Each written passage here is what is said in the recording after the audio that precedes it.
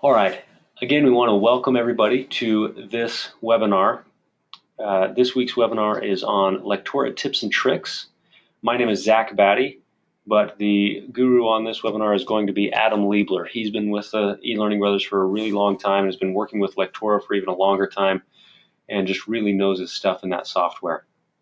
So again, we definitely invite your participation, your questions. He's going to be going and answering some of our most common questions about the tool and really trying to dive a little bit deeper. So there should be something for everybody as far as beginners all the way to advanced. Please raise your hands for questions or type in the chat windows. And without further ado, Adam, are you on and available? I am. Can you hear me okay? Absolutely. Let me go ahead and make you the presenter. Oh, now the pressure's really on. All right, Adam, it's all yours. Okay, so let me make sure that you guys can see my screen. So you all should be able to see my desktop right now. Is that does that look good, Zach? Can you see that? Yes, I can see it clearly. Okay, cool. So what I'm going to do is I'm going to walk through some Lectora tips and tricks for you. Thanks, Zach, for the introduction. My name is Adam Leibler. I'm a senior e-learning developer at eLearning Brothers. And Lectora is kind of my specialty. I've been messing around with Lectora and building courses since about 2007, so the early days of Lectora. And what I wanted to show you guys first was here on the homepage of the eLearning Brothers website, if you go to blog, in this little flyout, you've got a option here for Lectora resources. If you click on that, that's going to take you to the lump sum of blogs we have that are directly related to working in Lectora. And they go from newest or most recent posts, so you can see here something from Brother Sean on February 12th, all the way back to some of the earlier blogs from 2-3 years ago that we have up for Lectora. So what I'm going to do today is I'm going to start at one of the earlier points in our blogging history and start taking you through some of these tips and tricks that we've written. I've got 7 of them pulled up here on tabs, and we'll jump back and forth, and we'll look at how these things are done, because it's one thing to read a blog post and to see some screenshots, and sometimes it's a completely different experience when you get in the tool and start playing around. So as we go through these, if you have any questions, type them into chat. Hopefully Zach will be able to get to some of those, and if not, we can always circle back around to that at the end. So we're going to start with something very simple. We're going to start with looking at the Title Explorer and some options that you can set up there. And there's 3 big ones, and there's a little extra bonus tip here. So I'm going to drop into this sample course that I've put together. It's a course all about bacon, because nobody can ever have too much bacon. You'll notice when you first open Lectora, the very first time you run it, a lot of times you don't have the control over the items over here that you would really want, and those are actually hidden under File and then Lectora Preferences. So if you come in here, you'll notice these first 2 checkboxes right up here at the top under the General tab. These things are critical for me as a developer when I'm working in Lectora. Because Lectora is chapter-based and not timeline-based like some of the other tools, like Flash, Captivate, Storyline, you notice there's always a timeline kind of down in this space at the bottom, and you can drag items around that way. You can control their visibility with a click box over on the left.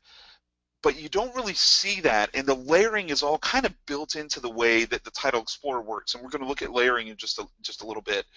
But what you need to do is turn these 2 checkboxes on. Show buttons for hiding objects in Title Explorer, and show visibility checkboxes. So the hiding means if I have a bunch of items like these up here at the top, I can group all those together and kind of collapse them so that they're not taking up so much real estate. The visibility checkbox works just like the visibility markers in the Adobe and Articulate timelines, in that it'll add a checkbox where I can control if I'm currently able to see something on the stage. So now that I've turned these on, let's take a look. You'll notice now I have this little collapse box, so I can collapse all of these items that would appear at like the top level of a chapter, or the top level of a section, or the top level of the title. And it reminds me I've got some hidden objects here if I do collapse that. The other option are these little buttons right here. These are the visibility icons. So you'll notice as I turn these on and off, watch this little home icon down here, it'll control whether or not those things are visible on my stage. Now, keep in mind, this does not control the visibility of objects when I publish. This is just for me while I'm working. So that's the first part of this, the first two objects. The other thing we want to look at is this right down here, is grouping. So everything kind of seems to flow naturally. If you think about this as like a script or a book, I have a title, then I have some pages. Here's a chapter. Inside that chapter, if I wanted to, I could create sections. And I could drag those around and make them appear however I want. I can put pages before or after. I can have pages in the section. I can even have a section inside of a section, so subsections. And everything will propagate from this top title level down into the other sections. So the reason I wanted to show you guys the way this works is because sometimes we want to lump elements together. The best way to do that is with grouping. So to group items, you just click on one and then either hold Control and click on additional items, or if you want to select a whole bunch in a row, click on the first, hold down Shift, click on the last one, and then you can say right-click, group, and it's going to group all together. The nice thing about having objects grouped is they all move as a unit. So you'll see if I want to keep the relative position where things are in relation to each other, but I want to move them as a whole, grouping is a great way to handle that. Now, one thing that does need to be said about grouping is that that is kind of the only way to move these by default. So if I've grouped something and they're all together and I grab one item, it doesn't matter if it's the top item or the bottom item, they're always going to move together. If I want to get around that behavior and I want to grab just one of those items, what I need to do is grab it using the Alt key. So if I hold down Alt and click on a single item, right, and then drag that with that Alt key held in, it'll let me move individual items inside a group without moving the whole group. So that's the first set of tips and tricks. Next, let's go over to the next blog post, and we're going to look at the background. And this is a blog post that was written by Jennifer Valley, who works over at Trivantis, the company that makes Lectora. She came and did a little blog post for us about how you can control your background at the title level. So I want to look at that real quick because it's important to get your background set up right, because that's going to propagate through your whole title unless you override it. So you'll notice up here at the top, when I have a page selected, I have a page properties. I also have, in the design wizard, I have a title background as well. So you can get to some of these options at the title level, or you can get to them at the chapter or the page level as well. So if I want to change this for the whole title, I want to make sure my title is selected and I'm in this design ribbon. I have a background wizard, I have color, image, and sound, and those all do exactly what you think they would do. If I click the background wizard, it opens up this little wizard that'll walk me through selecting a solid color, selecting a border, selecting a beveled border, or selecting some sort of object from clip art, and it will walk me through the steps of applying that background. If I want just a straight color, I can either use solid color here, or I can choose it from this drop down at the top on my design ribbon. I can also use an image. So if I have an image I've created, like this one back here, and I want to make this, along with all this stuff around the sides, a static background, can't click on it while I'm working kind of background, I can do that using this image. When I click Browse for File, I come out to my computer, I can search for stuff here. If it's something that's already in my title, I can just grab it from this drop-down list. Now keep in mind, when you set a background image or background color or use the background wizard, it's not going to show up on your stage. It's going to be visible on, let me rephrase that, it's going to be visible on the stage, but it won't show up here on the left in Title Explorer. So if you get a course from someone else, or you come in to work on someone's and they've got a background image and you're just clicking away and can't get it to select over here, come out to your design ribbon and look under the image and look under the color and see if it's actually set up in here. And then again, sound works the same way. It's a good way to add a sound that's a background element, so like some soft background music that might play across your whole title. Okay, that's part 2. Part 3, we're going to look at grids and guides. So if we think of this as a linear process, first we've got our title audience, our title background set up, we've got our title explorer set up, We now know how to group things, but now we want to start looking at actually putting objects on the stage. We want to start actually populating with content. And there's a couple of ways that Lectora helps you do that. They're under the View ribbon up here at the top. What you've got is you've got grids, guides, and rulers. So if you look at the stage with nothing turned on, it's pretty tough to figure out, apart from visual representation, where things go and how they line up. I always have my rulers turned on just because that gives me access to another little trick with the guides here in a second. Guides, if I went to show guides, I click show guides. These are overlay lines that will show up on your project, and they do not publish out to the final. So you don't have to worry about turning them on and off. The rulers won't publish out, the guides won't publish out, the grids won't publish out. So looking at these things, and then here's a grid for you. You won't be able to see it because this one has a bunch of stuff on it, but if we were to go out to a blank page, let me just throw a blank page in here real quick and clear it all out. Let's uninherit everything. So now you can see this grid that's come up. So if I have a blank page with nothing on it, this is my grid. So again, under view, this is my show grid. That's what that's going to do. Now, as far as these grids go, you can actually come in here under options and set up some grid coloring, some spacing. So if you need it to be a little more spaced out, you can change it that way. This is just a good way for you, a good general way. Think of the grid as a general way to lay things out, like kind of like using graph paper. Personally, I get a lot more mileage out of guides because I get to choose where they get set up. So if I want to make sure the left edge of this text box is in the same place on every page, I can actually go add guide and tell it add horizontal or add vertical. So I might say horizontal, and then I can just drag it with this little handle over here on the ruler. One other thing you can do, and this is why I said I like having my my rulers turned on, is let's say I'm not really that keen on going up and clicking add guides. I want to work a little bit quicker. If that's the case, I can actually come into my page at any point and just left click and drag from that ruler, and it's going to automatically grab me a new guide and snap it into place. If I do need to move these guides, I can move them using these handles, these draggers up here, or I can, right click to remove a guide. So if there's, I've got too many of these and I don't need them out here anymore, a lot of right clicking, and I can get rid of some of those so that I can move on to the stuff that I do want to use. Okay, so there's grids and guides and rulers. One thing that's really nice to have is the ability to turn on and off snap to grid and snap to guides. And what that will do is, right now I might just be manually, like visually lining this up with this guide. If I needed it to drop right here, this bottom left corner into this area, it's kind of tough to do visually. If I want to speed up my workflow, I can turn on snap to guides, and it will just, as soon as I get close, drop it right into place. So this is all under your view tab, all under this grids and guides section right here. And that's the easy way to start getting your layouts and everything lined up properly so that they look good and they're easy to deal with. Coming back out to these blog posts, next one we want to look at is layering, and I mentioned this a little bit earlier. So in a storyline or Flash or Captivate file, anything that's timeline based, you know that the time things appear and the order in which they appear visually, what you can see and what lays on top of something else, is controlled usually by a layers panel over here on the right hand side. And in Lectora, we don't have a timeline and we don't have a layers panel.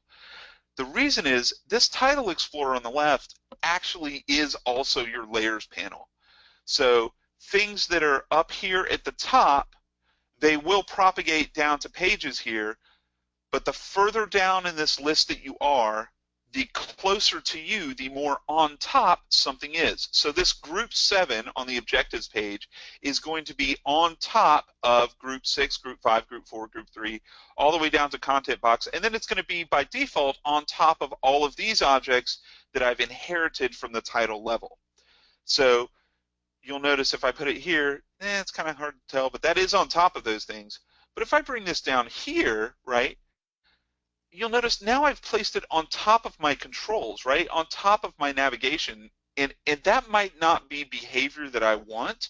I might want this bottom bar here, right, under Western Player up here at the top, I might want this to always be on top of everything so that I can have content slide up from behind or drop down below.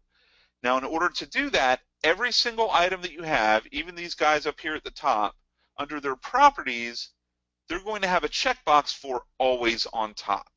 If you check that, it's going to promote these items in the layers on top of everything else that does not have this checked. If you've got more than one item with this always on top check, so if I have it checked here and I have something in the page checked, the thing on the page is going to be higher in that always on top hierarchy. So you can think of it as everything falls normally, and then there's another layer on top of everything where everything with always on top will live, and then it works the same way. So the further to the bottom, things with always on top checked will show up higher in the hierarchy. So if I wanted to make it so this player is always on top and my content can't overwrite it, all I have to do is just come up and click that always on top, and now I know that my content is not going to be on top of that when I publish this out. Does that make sense? Hopefully that makes sense to everybody. Let's get that scout back where it belongs. Okay. So that's how layering works in Lectora. There's a little bit more in the blog post about the advantages of layering. This all comes back to, using that always on top in kind of a, as kind of a judicial over a presidential override, to get stuff to populate the way you want. So now we've got some contents, we've got stuff in groups, we've got our title explorer worked out the way that we wanted to, we've got our grids and guides set up, we've dropped some content in and used the grids and guides to lay it out, we've got everything layered properly. Our next step is going to be looking at the text that we generate. If you work in a tool that can publish to Flash, or you work in a tool that's got some built-in capability to work with something like Google Fonts, the fonts that you choose here won't matter as much because they either get embedded into the course or they'll get grabbed from Google Fonts. In Lectora, this is all based on my system fonts, but it does not embed the fonts into your file. And the way that you lay text out here is kind of, that's kind of it. We used to have some control over line spacing and things like that in earlier versions of Lectora, and a lot of people got upset because they thought it had disappeared. You would right-click, and that would give you, properties for an object that had a lot more options, a lot of the options that show up here in the ribbon bar. The interesting thing is, there are still some options. If you come into this text box, you select some text, you right-click, there are still some paragraph options like paragraph spacing that don't appear up here on the ribbon. They only appear in this right-click context menu.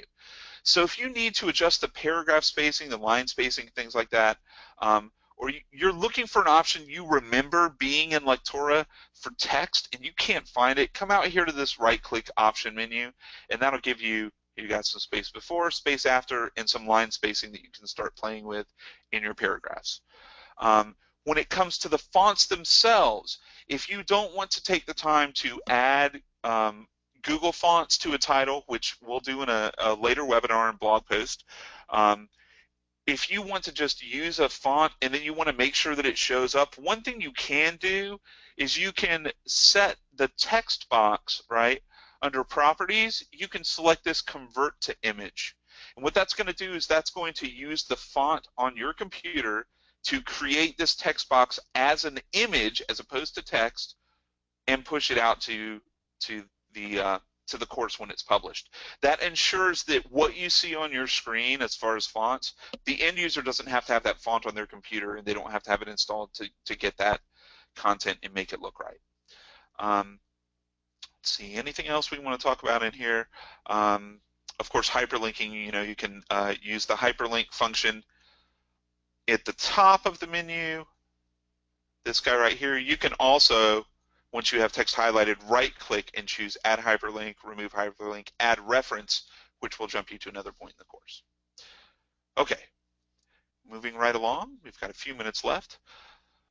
Simple tips for perfecting text in Lectora. Wow, say that 6 times quick. So Brother Randy wrote this post for us, and it talks about some of this, some of the same stuff. But one of the coolest things that's mentioned in here is the different paste options that you get when you go to paste in formatted text. So if I had some formatted text, and I'm going to grab some from off screen right here, and I come in here and I let's say I put in a text box, and now I want to, I added it in the group. Let's put it up higher so that I'm not doing that. Okay. And let's say now with this text box, I want to add some text. When I go into this text box, right, and I choose paste as, I've got a couple of different options here. You can actually alter the way that you paste text. So if I were to grab something that had, say, some of these different options, and I paste it in, it's possible that it won't paste it with the same formatting options that I wanted. So I can use my paste as menus to get the text pasted the way that I want it to. If I can paste this in as a picture up front instead of using that convert to image option, I want to do that. Here's the reason why. The paste as converting to image works much better as far as resolution and clarity goes than the convert to image text box. So if you can make your text as an image in another program, or you can bring it in and use the paste as picture, PNG, JPEG, GIF, whatever you use there, that's actually a much better option than using the convert to image. One last thing that we want to look at as far as pasting text goes, if you do come in and paste some crazy text in here, let's go in and actually paste some text. And let's say I wanted to check and see how this is formatted, right? I've got like some line spacing that's jumping around, or I can't figure out, what kind of space this space is. There is a Show Text Formatting Marks button up here that will show you all of your paragraph marks and all of your spaces. So if you're worried about, do I have 1 or 2 spaces between this item, open that text box up and turn on your formatting, and that'll show you right there how many spaces you have, what sort of hard line breaks and soft line breaks you're using. So that's all your working with text freebie tips there. One last thing we want to look at before we start wrapping this up and looking at some of the questions and comments is adding some visual depth to your course. A lot of times we fall into the rut of having very plain looking text boxes and very simple looking backgrounds. You'll notice here in the back here, I've got an actual background text file or texture file that we created in Photoshop. If that wasn't there, look at the difference in these pages. And of course, this background color is horrible.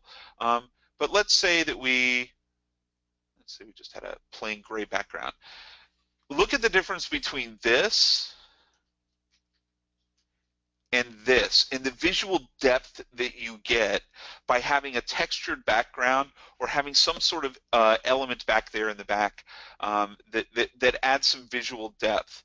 And I think this was Sister Robin that wrote this for us. Yeah. So you'll look at these examples that she's got here, just these little bits of texture in the background, these little bits of graphical, kind of confetti, parsley that come into play. Now, granted, paisley as opposed to parsley is a totally different story, but you can actually bring textures into Lectora just like you do any other image. You can bring in images and tile them. You can bring in an image that's the size of your screen or size of your container, which is what this one is. This Western background is just exactly the size of my stage that I want to use on here. But you would just use insert, and then you can use this image here. You can grab something from a file. You can grab something from clip art. If you have Inspire, remember, you do have access to the full eLearning Brothers library in here, and I updated my Lectora today, so it's logged me out. But inside of our library, right, we also have a ton of different background assets that you can grab that will let you add background elements. So if we come in here it keeps dropping away. I think it's mad because I'm doing a. So let's go into background textures. So here, all of these textures, we offer these in multiple different sizes. They're part of your library, and you can get to these using your flyout inside Lectora Inspire. So all of these textures you can just grab and drop right onto your stage. And one of the easiest things to do is to just put a solid background color on there, and then go into your library and grab a texture and drop it right on top, because that's how we actually create a lot of the cool backgrounds in our Lectora games. So if you go out into the game library, right, as opposed to the texture library, and you start looking at the way these games, the backgrounds in these games are, right? So if you look at this here, you see this background. This is just a solid color green background with one of those template, miscellaneous background textures sitting right on top of it. And just by changing the background color, you can change the whole look and feel of your course. So when it comes to adding visual depth, what I'm saying is you don't have to be a Photoshop master. You can use the tools that are here and what's built into your Lectora subscription or your Lectora license as far as a library subscription to create some really cool background depth and add some extra oomph to the different pages in your course. So that's pretty much it. Okay, let me hop back over here, and Zach, are you still hanging around and kind of looking at questions and seeing what's going on there? I am here. It looks like we have one question from Elogia. Am I saying that right? Let me unmute you. Elogia, are you there?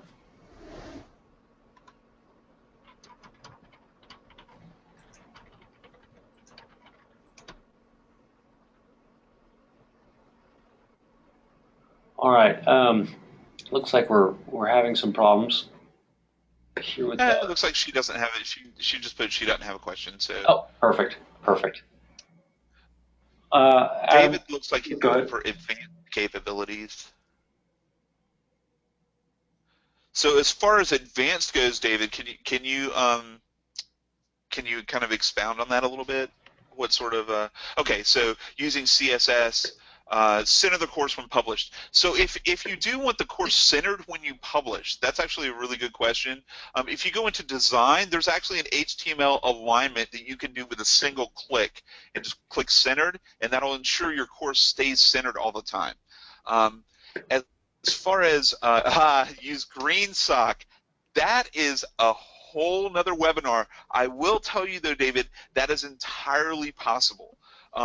We actually did that with a course that we built for one of our clients, and it won a Brandon Hall Award this year. And there's a blog post out there about that. It doesn't have the specifics on using GreenSock, but we do have, if you come out to the eLearning Brothers website, go to blog Lectora resources, you can actually come out here and there's, let's see, where is it? I think it's a couple of pages back. Let me do a search here. I think Brother Sean actually wrote a post about using GreenSock. Okay, here we go. So if you do a quick search up here on the right on our website, David, for GreenSock and Lectora, and this is a little bit older post, but there is a post that Sean wrote that has a little bit about grabbing GreenSock, how to throw it into your title, and then how to actually build those actions and access things from inside Lectora using GreenSock. So he's got a little video that he posted. So if you just go to the site and search that, that's a little bit of help. And then I think we're going to do more of these webinars in the future. And I wrote myself a little note here to do a course specific webinar specifically on GreenSock and Lectora, because there are some really cool things that you can do in there with that.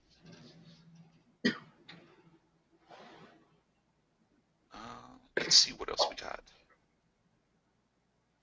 Integration of Canvas animation. That's a great idea. There's no native way to bring in SVG, scalable vector graphics, but you can. There are ways to kind of get in there and work with it, specifically through Adobe Animate, which is, for those of you who don't know, Adobe just kind of rebranded and revamped their Flash. Everybody's been using Flash for many, many years, and they've just rebranded it as Adobe Animate. And it's much more HTML5 friendly and much more Canvas oriented. So we'll be able to do a lot more with building things in Animate and then bringing them into Lectora. And when you bring stuff like that in, probably the easiest way to do it is to use a web window or an HTML extension. So we can do a course on that, on bringing in SVG assets and Animate and using Canvas a little bit. Changing the font of the messages of resume where you left off. I haven't tried that, but that's actually a good idea. That's something you should be able to do fairly easy through CSS as well. One nice thing, and I'll show you this real quick, is there actually is a way to come in here and see what an object's HTML name or ID is going to be before you publish. So if you click on any object in Lectora and then at its main point here, so on image, it's right here. On text box, it's right here. There's a way to grab that HTML ID so that if you then, at your title level, want to include an external CSS file, for example, let's go into properties and just change this object to cascading style sheet. You can then tap those assets by using that ID. Yeah, and you can go in there and change the ID. The problem is sometimes when you do things in Lectora, like if you do a file save as, Lectora will optimize and sometimes it'll change your HTML or it'll change your IDs back. So you just want to keep an eye on that. It doesn't do it as much anymore as it used to. It was a bug, but I think it's been patched or fixed. But yeah, so you could go there, you could change the ID of those objects and then access them using, you know, a cascading style sheet that you add to your course. So that's one way that you can kind of get in there and play with that stuff. But we can do a couple. We're going to do a couple more of these webinars where we'll start gradually getting into more and more complex stuff. Since this was our first Lectora webinar, we wanted to give everyone a really good foundation in getting them started. And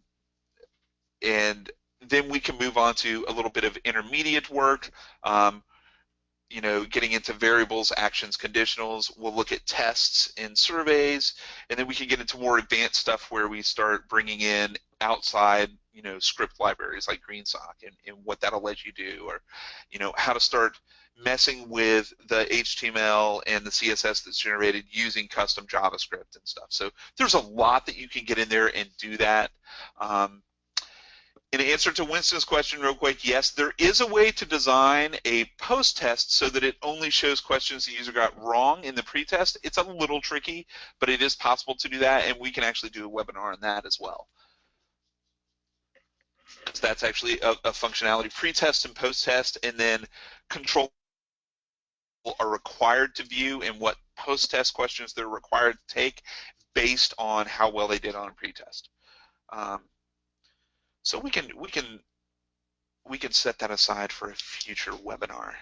That would be a good one too. Yep, the idea, and maybe Zach, maybe you can go into that as far as scheduling and looking at future and upcoming webinars and how that's going to work. Yeah, absolutely. Thanks, Adam. So what our plan is we are going to do one of these Lectora webinars at least once a month. We will be doing webinars as a company probably once a week of different topics, so using different tools, Lectora, Storyline, Captivate, iSpring, these types of things. So I am writing all these down, and also please feel free to email in and let us know what topics you'd like. What we'll probably also do is on our blog create a poll of different topics that you'd like to learn more about, just so that we can then feed those to Adam and he can start designing webinars around those. But what I encourage everyone to do is go to elearningbrothers.com/events. That's our calendar, and that's where all these webinars are going to be displayed, and you can sign up and register for them. Let's see if there are. Looks like we just have. I think Adam answered most of these questions. Adam, is there anything else that you want to say before we sign off? No, I don't think so. Hey, Zach, what's a good email address for people to send in suggestions for webinars? Thanks, Adam. It's support@elearningbrothers.com. Again, that's support@elearningbrothers.com. Also, I invite you to go to support.elearningbrothers.com. That is our knowledge base where we have hundreds of articles with videos, tutorials, tips and tricks, and things like that as far as specific questions that can be answered. And in addition to that, we have a very active blog that, as you saw today, Adam was pulling a lot of these ideas from our blog, so I invite you to go there. That's just at elearningbrothers.com, and you can go there. David, yes, this webinar is being recorded, and we will probably post that in our knowledge base in some form or fashion. But yes, you should have access to that. And David, again, yes, the knowledge base is categorized by tool. Oh, but not by version. Typically, we try to focus on the newest version, but we do try to maintain usability of the older versions of the software. Any other questions before we sign off? While I give you some time to write that, I just want to thank all of you for your participation, for asking your questions. We really appreciate that. Our goal is for this to be a discussion, not a lecture. I want to thank Adam for jumping on. I know he actually woke up this morning 3 clicks away from death and was able to do this, though, and clear his throat and make sure that we had a good webinar today. Yeah, water does amazing things for your body. Yeah. All right. Well, again, we won't drag this out. Thanks, everybody, for joining, and we'll see you next week. Have a great day. Thanks, everybody.